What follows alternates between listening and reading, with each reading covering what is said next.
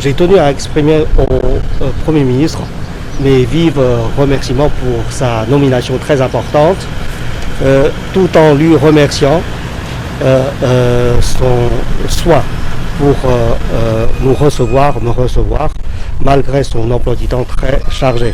Comme vous le savez, mon bureau est chargé d'accompagner les pays de la région des Grands Lacs pour assurer la mise en application de l'accord cadre d'Addis Abeba. Et dans le cadre de cette mise en application, il y a beaucoup d'activités chaque année. C'est aussi dans ce cadre qu'une nouvelle stratégie a été adoptée. C'est l'occasion pour moi d'échanger avec le Premier ministre sur les priorités de la RDC et voir comment le Bureau des Nations Unies pour la région des Grands Lacs pourrait mieux travailler avec vous pour vous accompagner et vous appuyer. Nous avons évoqué quelques dossiers très importants, quelques réunions à organiser ou à participer et ce que le Premier ministre m'a assuré, c'est qu'il y aura une participation active de la RDC à toutes ces activités importantes. Les entités des Nations Unies présentes dans la région travaillent en étroite collaboration pour vous accompagner, vous appuyer. Soyez assurés que nous ne ménagerons aucun effort pour vous aider à mieux assurer la paix et la sécurité dans tout le pays, notamment à l'est de la RDC. Mais un autre élément, c'est le développement. À notre avis, toute solution se retrouve finalement dans le développement. Et donc, dans ce cadre, les entités des Nations Unies sont là pour travailler aussi avec vous, pour voir comment préparer un horizon de développement plus prometteur.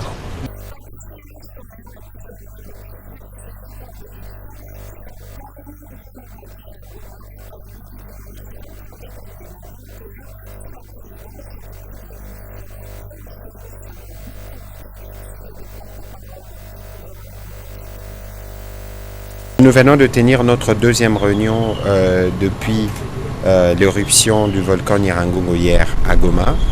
Une réunion pour passer en revue la situation humanitaire et sécuritaire là-bas, au-delà de ce qui a déjà été fait avec le gouverneur sur place. Les membres du gouvernement autour du Premier ministre Sama Lukonde ont tenu à passer au peigne fin tous les détails de la situation. L'information d'aujourd'hui, c'est qu'immédiatement après cette réunion, une première délégation du gouvernement va se rendre sur place pour apporter les premières assistances à la population. Et nous allons continuer à demander à la population de rester vigilante et de suivre les directives des autorités provinciales parce qu'on signale encore quelques activités sismiques aujourd'hui dans la ville et qu'il serait prudent d'éviter des mouvements non essentiels et de suivre étroitement ce qui est recommandé pour éviter de se retrouver dans des situations où vous marchez sur des laves et des choses qui peuvent conduire à d'autres dégâts. Voilà en résumé les contenus de la réunion que nous venons d'avoir tout à l'heure.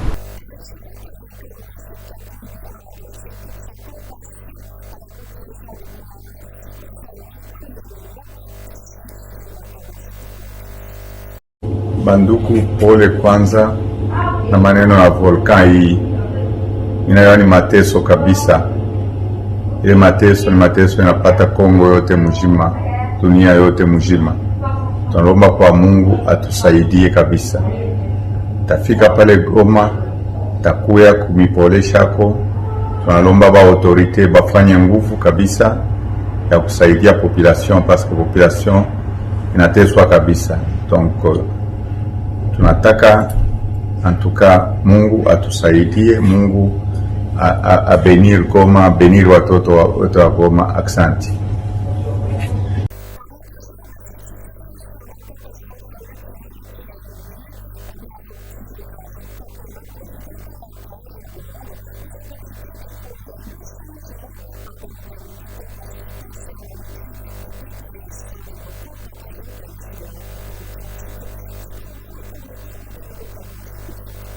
Nous voulons tous les changements et les chefs de l'État prônent les changements.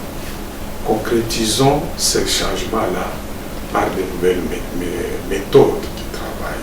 Ne négligeons pas les cris de détresse des dirigeants de nos services, des syndicalistes, des travailleurs. Pour la situation ici de Goma, il y a eu plusieurs alertes depuis 2019. Nous, la CAGE, nous avons eu ces lettres. Nous les avons même référées au ministère, au gouvernement. Nous savons que l'année passée, un député national a eu même à saisir l'Assemblée nationale, a eu à saisir les ministres de recherche scientifique pour alerter sur le fait que l'OVG, l'Observatoire des activités des volcans à Goma, ce service ici de surveillance ne fonctionnait plus. Pourquoi? Parce qu'il y avait mauvaise gestion et il n'y avait plus de subvention de l'État. Qu'il fallait que le gouvernement national intervienne parce que c'est un service du gouvernement central. Il n'y a pas eu de réaction. Il y a eu une négligence. Et dans plusieurs secteurs, c'est la même chose. Changeons cette fois-ci. Soyons des dirigeants qui anticipent. N'attendons pas toujours des conséquences pour commencer à chercher des solutions. Il y a aujourd'hui, tous nous savons que la zone là, c'est une zone volcanique. Mais travaillons déjà en vue de déplacer l'aéroport de Goma. Imaginons l'hypothèse où les larves avaient même envahi l'aéroport. Qu'est-ce que cette zone allait devenir? Mais on allait connaître beaucoup plus de dégâts. Travaillons déjà sur les déplacements de cet aéroport. N'attendons pas encore les prochains 5 ans, 6 ans, quand l'un des volcans va encore se fâcher, se mettre en mouvement, en activité pour commencer à chercher comment les ramener l'aide humanitaire. Déplaçons les populations qui ont construit plus proche de ces volcans. Il faut faire de cette zone de non-activité.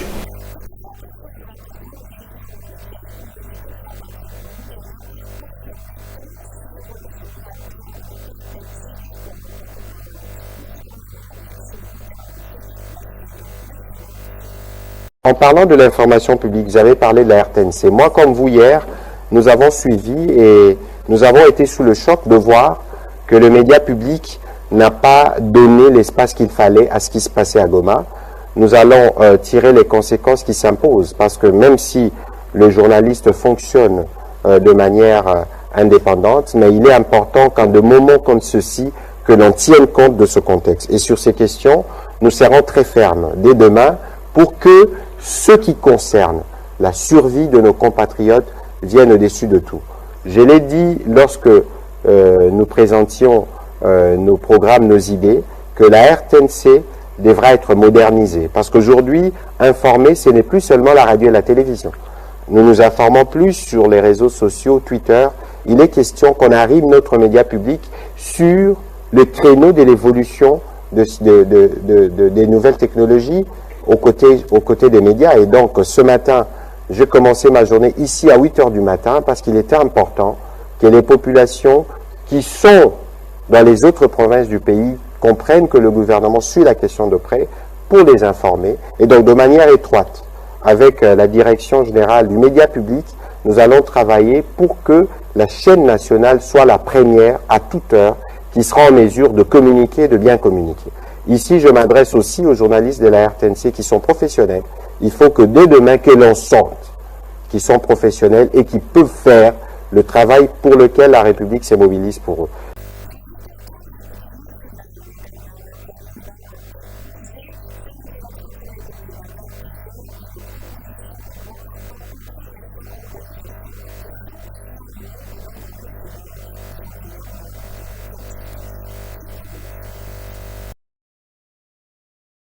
D'abord, c'est la loi portant création, organisation et fonctionnement de l'Ordre national des ingénieurs en République démocratique du Congo. C'est une loi différente de celle de 2018 parce que celle-ci concerne spécialement les ingénieurs de l'Institut national de travaux publics, INBTP en sigle. Et donc, nous voulons valoriser cette catégorie des ingénieurs dans notre pays parce que, comme vous le savez, ils sont des spécialistes en construction de routes, des bâtiments et des ponts. Et même avec les catastrophes naturelles qui venaient de nous arriver à Goma, si l'État congolais pouvait bien capitaliser en utilisant les experts de l'INBTP, nous serions épargnés des catastrophes. Il y a la géomatique, qui est l'intelligence spatiale. Donc, ils peuvent nous produire des cartographies capables de nous épargner à des risques naturels, catastrophiques naturels, pour que le pays puisse gagner grand. Et aujourd'hui, c'est une grande joie parce que les dépôts de cette loi va valoriser les ingénieurs des INBTP pour que leurs prestations soient valorisées à travers la République.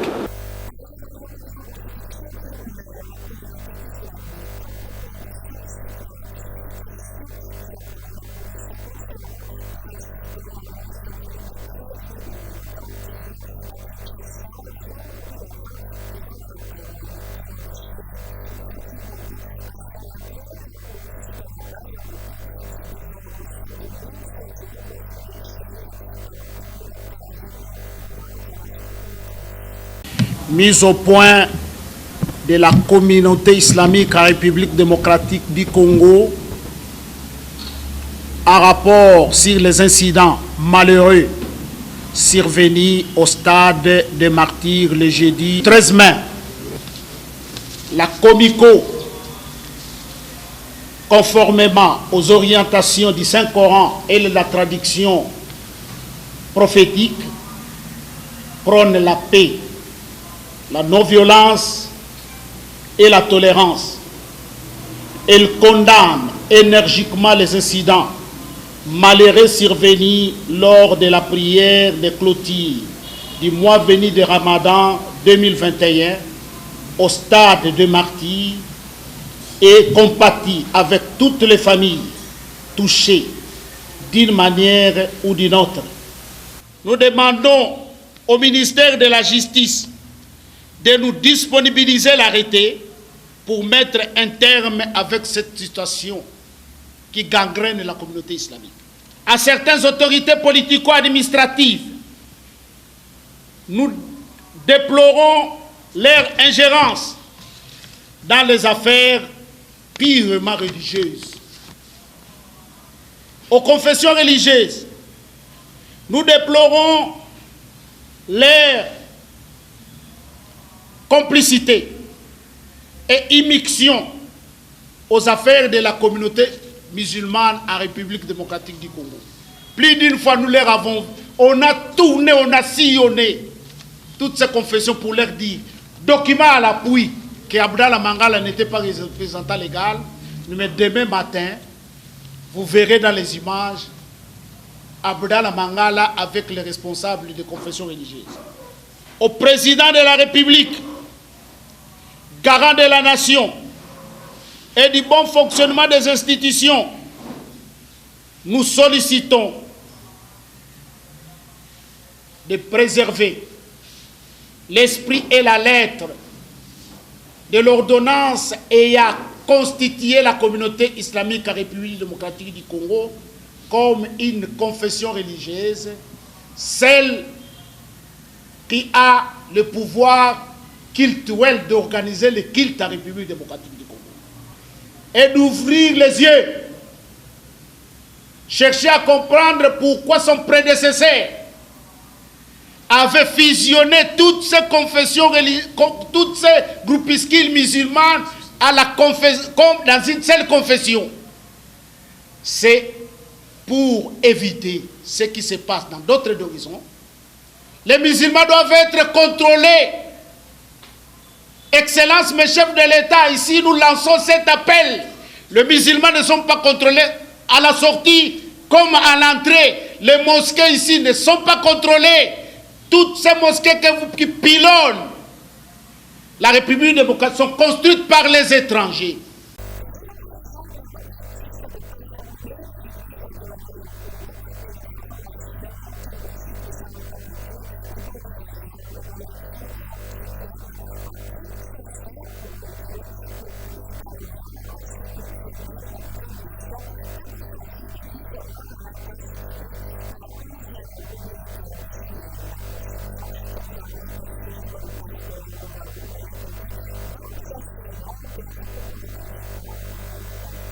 Epignosis est une école théologique et biblique pour la performance des enfants de Dieu et des serviteurs de Dieu en particulier.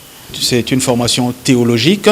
Epignosis est fractionnée en durée nommée unité d'enseignement. Unité d'enseignement, UE.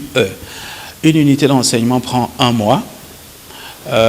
Ailleurs, on peut appeler ça crédit. C'est 1 mois de formation, ça veut dire des cours intensifs pendant 3 semaines et 1 semaine d'évaluation. Lorsqu'on a fini l'évaluation, on clôture cette unité d'enseignement et donc ça fait unité d'enseignement 1. C'est donc de lundi à samedi. Il y a 2 vacations, la vacation d'avant-midi et qui va de 8h à 11h et la vacation du soir qui va de 16h à 19h. L'évangile est gratuit, ça il faut toujours les claironner, parce qu'il y a des gens qui réagissent comme ça en disant « Ah, mais ce sont des vendeurs du temple ». Non, l'évangile est toujours gratuit, mais on vous reçoit ici, Epignosis vous reçoit ici, cet endroit ne nous a pas été donné gratuitement, sous prétexte que c'est l'évangile. Non, c'est payant. Donc l'administration de l'évangile est toujours payante. C'est pour ça que nous avons pensé à un montant minimum pour aider les enfants de Dieu à la formation, parce que c'est ce qui est plus important. Nous disons pour une unité d'enseignement, c'est $20 d'inscription. Et puis, lorsque vous avez 3 cours dans cette unité d'enseignement, vous avez $10 par cours des syllabus. Donc, si vous avez 2 cours, parce qu'il y a des cours qui sont costauds, on peut en avoir 2, vous avez $20, donc $10 par cours, vous avez $20 plus les $20 d'inscription, ça c'est par unité de formation. Nous faisons, moi-même je suis théologien déjà, mais nous faisons appel à des théologiens attitrés, vraiment attitrés. Bon, point n'est besoin d'en parler maintenant, mais les étudiants qui viennent, parce que nous sommes situés sur Begonias, avenue Begonias, numéro 386, 11e rue résidentielle, s'ils viennent sur place, ils se rendront compte que c'est un personnel vraiment qualifié, des très grands théologiens qui sont mis à la disposition du peuple, des étudiants, parce que nous voulons vraiment performer.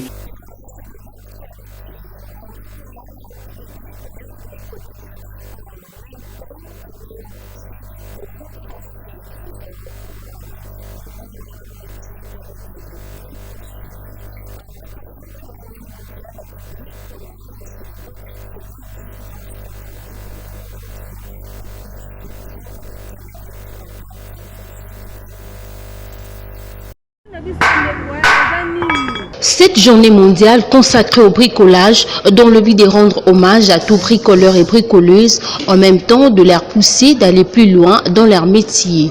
En effet, le bricolage s'est défini comme le fait de se livrer à des travaux manuels accomplis chez soi, comme une distraction, une nécessité ou soit par raison d'économiser. À Kinshasa, plusieurs personnes s'adonnent au bricolage pour des raisons de la situation économique du pays. Approcher un bricoleur revient ici sur les avantages de son métier. Avantage nango ezakaka ndeto travailler boye na musala nyonso, je pense moi 100 francs to 10 francs ezangaka te. Il s'est de rappeler que cette journée est célébrée chaque le 24 mai de l'année.